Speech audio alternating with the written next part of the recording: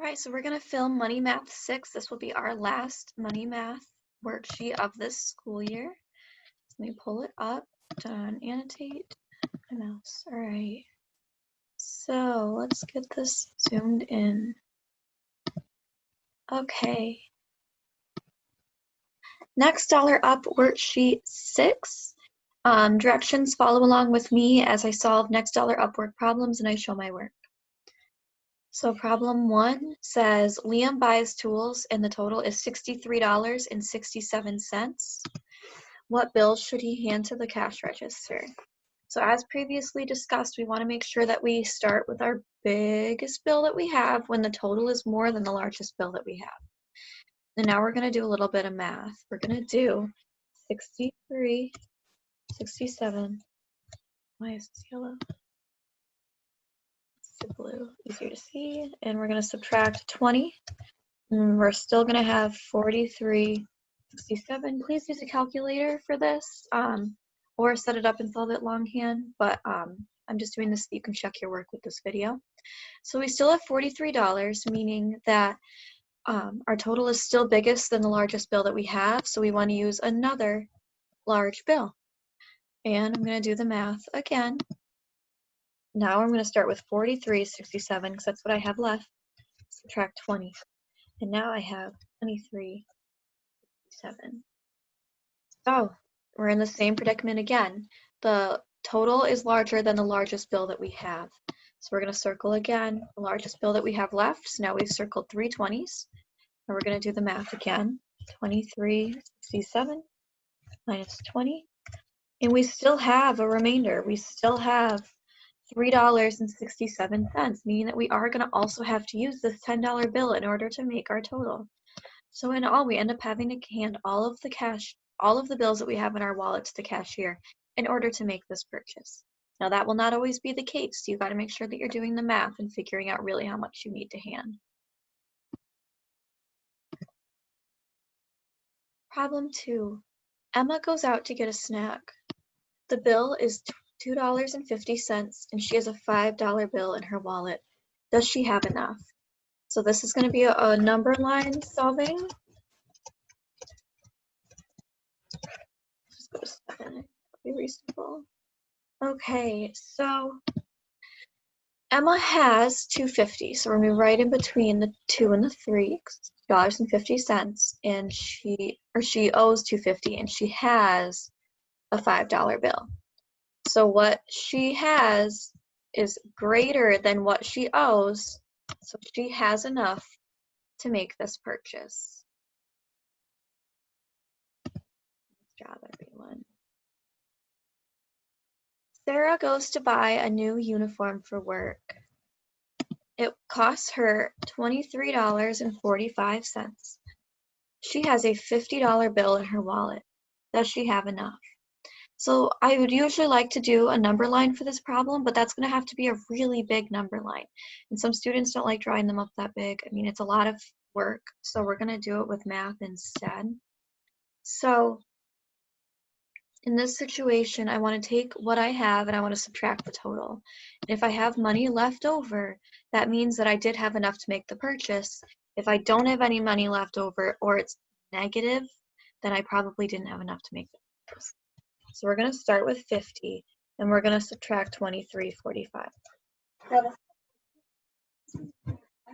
However, there's no pressure to if you have access to a calculator, unless you want the student to continue practicing longhand. Because a lot of students are really working on how to use calculators, and most phones and iPads have them built in anyways, so we continue practicing. So I type in 50, I subtract $23.45, that's what it looks like typed out, and I get $26.55. So since I have money left over here, it means that I did have enough to make the purchase, or Sarah did, to buy that uniform that she needed. Okay, last problem, or 2 more, okay. Becca buys a new hairbrush. Her total is $11.80. What bill should she hand to the cashier? So we know that a $10 bill over here is 10. And our $20 bill is equivalent to 20. So where does $11 fit in here? So parents, we can either at this point create a number line, or some students can already determine less or greater without the number line. So please let this be student driven, see what they need. So I know that $11 kind of fits in a number line, like right after 10. So since $11 is bigger than 10 here, it means that this $10 bill is not going to cover it. You're still going to have some money left over. So we want to use the next biggest bill, the next dollar up. So that's going to be the $20 bill. Okay. All right, so this is going to be slightly different than what we usually do, and we're going to number the bills from largest to smallest. This is a skill that students need to be able to determine what is my largest bill, because that'll help them make purchases and determine what bill to start with first. So in this situation, I am going to create a very large number line, and that's okay. By not having this prepared before, I'm trying to show you how quick it is to set up some of the educational resources your student might need. Most of your students don't mind if you're doing this on the spot. Also, it shows them problem solving. You know, you say, oh shoot, my number line isn't ready, let's make one together. And then you're giving them an opportunity to learn how to create the resources that they need to learn. I have some students who see these problems and immediately just start to write their own number line at the bottom because they know it's something that they're going to need. And that is more valuable than being able to solve any of the problems on the sheet. It's knowing what you need to learn. That is the most valuable skill you can learn at all. I mean, that's the point of school. We're learning how to learn. So when a student takes a sheet of paper and looks at the problems and realizes, I'm going to need a number line, that's higher order thinking, and that's what we're really aiming for. Sorry, side note there. So bills from largest to smallest. So I'm going to go over to this side of my number line, the right side of my number line. That is the bigger numbers. And I'm going to look to see where my bills are. So I remember I've got a 20, a 10, and a 5. So I'm going to start at the right and work my way that way. And the numbers that I come across first are going to be the largest numbers. So first I see this 20. So that's going to be my largest bill. So that's number 1. Now I'm going to keep working my way down the number line. Oh, came to a number. I see 10. So that's my next biggest. And now I'm going to continue working my way down the number line. Oh, came across another one that I have, and that's my 5. So to number these bills from largest to smallest, 20 is the largest, therefore it's 1. 10 is the next largest, 2, and 5 is the smallest out of this stack, so that's 3. So that's how I solved that problem. All right, stop my share.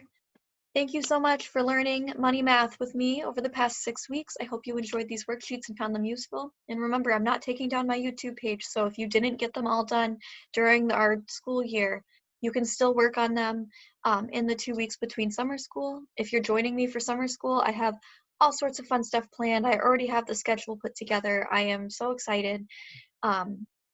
If my class, if everything works out and I have my numbers, we'll have a great time together in summer school. So I look forward to seeing you then. If not, I'll see you in the fall. And if you're one of our graduates, thank you so much for learning along with us. We're going to miss you a lot.